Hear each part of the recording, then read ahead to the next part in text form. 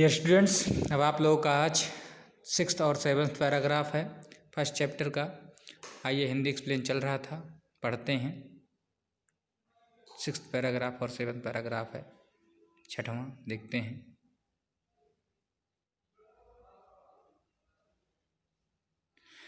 As the years rolled by, we saw less of each other. For some time, she continued to wake me up and get me ready for school. When I came back, she would ask me what the teacher had taught me.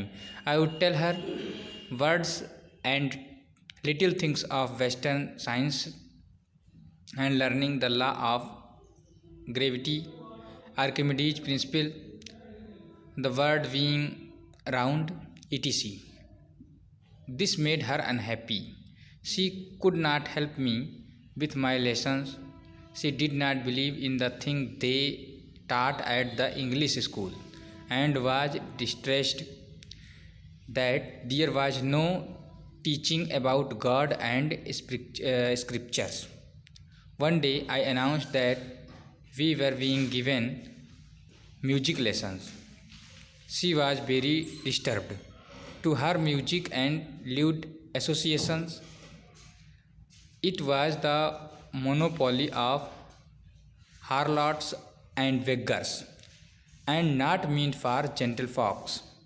She said nothing, but her silence meant disapproval. She rarely talked to me after that.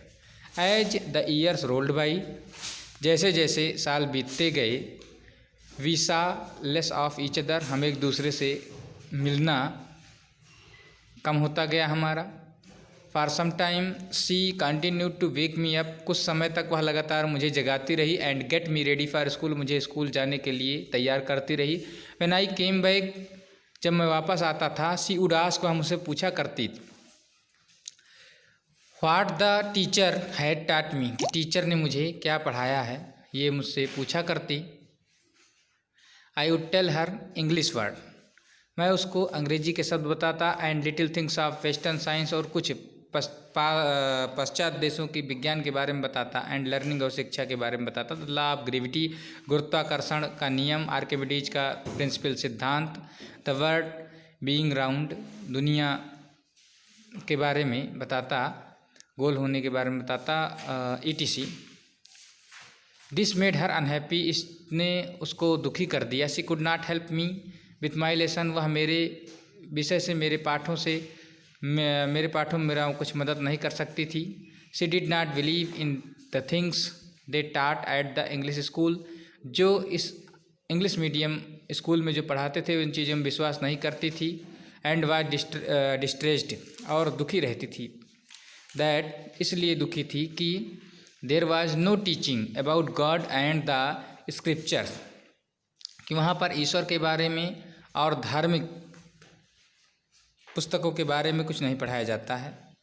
One day I announced that we were being given music lessons, एक दिन मैंने बताया कि हमें music सिखाया गया, संगीत का पाठ पढ़ाया गया। शी वॉज वेरी डिस्टर्ब, वह बहुत ही परेशान हो गई। टू हर, उसके लिए म्यूजिक एंड ल्यूट एसोसिएशन, संगीत और म्यूजिक हैड ल्यूट एसोसिएशन, कि संगीत जो था, नृत्य गायन, ये सब अशिष्ट एसोसिएशन, अशिष्ट संगत वाले व्यक्तियों का है। It was the monopoly of harlots and beggars, ये सब इट वाज द मोनोपोली, ये केवल एकाधिकार है ऑफ हार्लॉट्स, यानी वेश्याओं का, एंड बेगर्स, और भिखारियों का, भिक्षा मांगने वालों का। And not meant for gentle folks, और सज्जन व्यक्तियों का ये काम नहीं है, कुलीन लोगों का यह काम नहीं है। She said nothing but her silence mean disapproval, उसने कुछ कहा नहीं, लेकिन उसकी उनकी चुप्पी ने इस पर, उनकी चुप्पी का मतलब था इस पर असहमति। She rarely talked to me after that, इसके बाद उन्होंने कभी मुझसे बातचीत शायद ही की हो। When I went up to university, जब मैं विश्वविद्यालय में पढ़ने जाने लगा, I was given a room of my own, मुझे अपना स्वयं का एक कमरा दिया गया। The common link of friendship was snapped, जो हमारा आपस का मिलना जुलना, जो मित्रता थी, वो समाप्त हो गई। My grand mother accepted her seclusion with resignation. मेरी दादी माँ ने अपने उस एकांत को अपने एकांत को, तन्हाई को ना चाहते हुए स्वीकार कर लिया। She rarely left her spinning wheel to talk to anyone.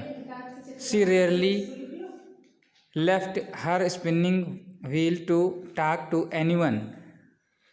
और शायद ही उन्होंने कभी अपने बात करते हुए चरखे को छोड़ा हो।